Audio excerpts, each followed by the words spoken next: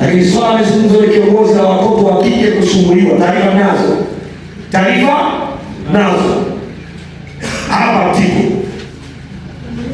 Kuna watu wanataka vizuri sana. Kuna watu wanataka kinyumba watoto wa kike. Kuna watoto wa kidato cha 3 hapa Mtiko.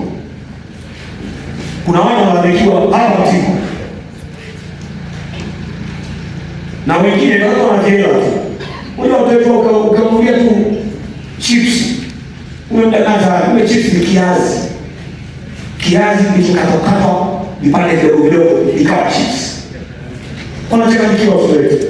Wazazi tuwakumbushe tu Kiswahili. Inatoa elimu ya malipo, wenye vitu wao kama pale wanasimamia tu wakumbushe watoto wetu.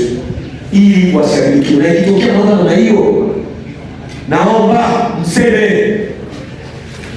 Sasa akisaidie pita mashine zetu zinazoanza hapa Mtiko. Nenda kafanye kama utafiti kidogo.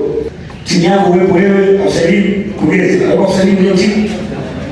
Afsaidie mawepo, mlezi, maendeleo ya jamii, mtendaji wa Mtiko tu na analeta taarifa ya ukubwa wa tatizo hilo. Ndani yake taongezea mtu mmoja wa tofauti kwanza.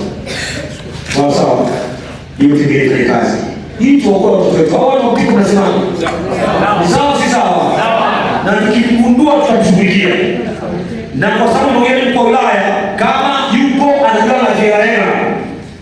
Bora hana mapema. Kama wewe unawapenda sana kwa uniform, mpe mke wako avae uniform. Mmoja uniform mke wako unamwangalia ile kama uniform. Mmoja ni mwanafunzi unachukua sio? Tunapenda uniform. Mvalishe mke wako uniform. Anakuwa mwanafunzi sio? Sio nyeupe, kiatu cheusi, sketi na marinda hivi sio? Aachane nywele asweke. Afu mwangalia afu fikia ndio mwanafunzi. Lakini sio mwanafunzi. Mmenielewa? Mnawajua. Kaongeni kwa lana waone. Tinyango imekuja.